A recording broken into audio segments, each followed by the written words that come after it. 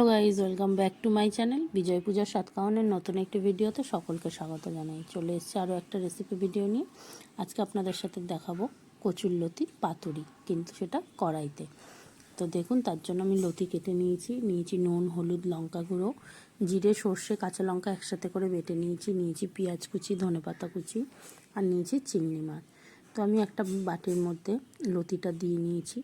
লতিটাকে আমি আগে নুন দিয়ে ভালো করে মেখে ধুয়ে রেখে দিয়েছিলাম। তো তার মধ্যে আমি নুন, পেঁয়াজ কুচি, হলুদ গুঁড়ো, লঙ্কা গুঁড়ো দিয়ে প্রত্যেকটা উপকরণ আস্তে আস্তে করে মিশিয়ে নেব। তো দেখুন, চিংড়ি মাছটা দিয়ে দিয়েছি। এরপর আমি যে মশলাটা বেটে রেখেছিলাম সেই বাটা মশলাটাও দিয়ে দেবো।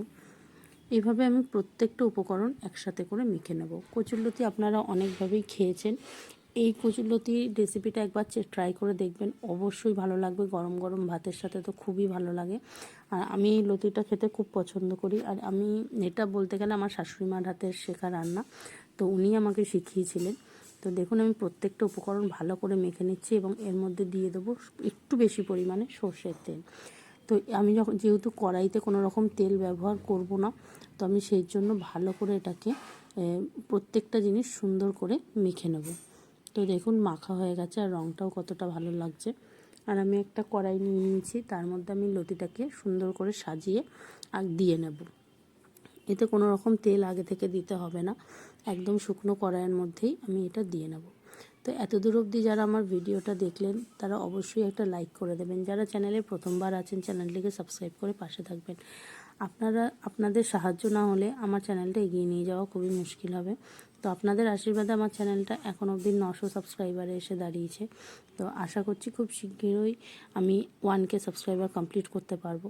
তো দেখুন, আমি গ্যাসটাকে জ্বালিয়ে নিয়ে এবার প্রথমে একটু সময়ের জন্য আমি গ্যাসটাকে বাড়িয়ে দেব এবং তারপরে দেখুন আপাতত বাড়ানো আছে আর আমি ঢাকা দিয়ে দিচ্ছি। আর মিনিট 5 রাখার পরে আমি গ্যাসটিকে কমিয়ে দেব, দিয়ে আস্তে আস্তে আমি ঢাকনা খুলে এদিক ওদিক করে নেব। তো আমি এটাকে নাড়াবো না খুব বেশি। যখন দেখব নিচের জলটা একদমই শুকিয়ে গেছে এবং একদিকটা হয়ে গেছে, তখন আমি আরেক দিকটার জন্য আস্তে আস্তে উল্টে নেব। তো দেখতে থাকুন। আর যারা পেঁয়াজ খান না তারা অবশ্যই পেঁয়াজ দেবেন না, বা চিংড়ি মাছ যারা খান না তারা দেবেন না। সেই জায়গায় আপনারা একইভাবে করবেন, নারকেল দিয়েও করতে পারেন, সেটাও খুব সুন্দর খেতে হয়। তো আমার একদিকটা হয়ে গেছে বলে আমি খুন্তি দিয়ে আস্তে আস্তে উল্টিয়ে দিচ্ছি। আপনারা যদি কেউ কড়াই ধরে উল্টাতে পারেন তো সেভাবেও উল্টোতে পারেন, কোনো অসুবিধা নেই। সেটা আমার কাছে রিস্কি লাগে, তো সেই জন্য আমি এইভাবেই উল্টিয়ে নিচ্ছি। দেখুন আরেকদিকের রঙটা কত সুন্দর হয়ে গেছে। তো এইভাবেই আমি আস্তে আস্তে জিনিসটাকে করে নেব। আর যদি ভিডিওটা ভালো লাগে অবশ্যই লাইক করে দেবেন। চলুন দেখতে থাকুন। আর অবশ্যই আপনাদের একটা শেয়ার আপনাদের বন্ধুবান্ধবের সাথে বা ফ্যামিলি মেম্বারের সাথে করবেন। তো দেখুন, আমার একটা দিকটা ওই দিকটা পুরোই হয়ে গেছে, পুরো লাল হয়ে গেছে। এবার আমি একটু জলটা টেনে নেওয়ার জন্য উল্টে পাল্টে নিচ্ছি। তো দেখতে থাকুন। আর আমার রান্নাটা প্রায় কমপ্লিট হয়ে এসছে। কেমন লাগলো অবশ্যই জানাবেন কমেন্ট করে। তো চলুন, আজকের মতন ভিডিওটা এই অবধি। দেখা হচ্ছে পরের আবার কোনো একটা ভিডিওতে।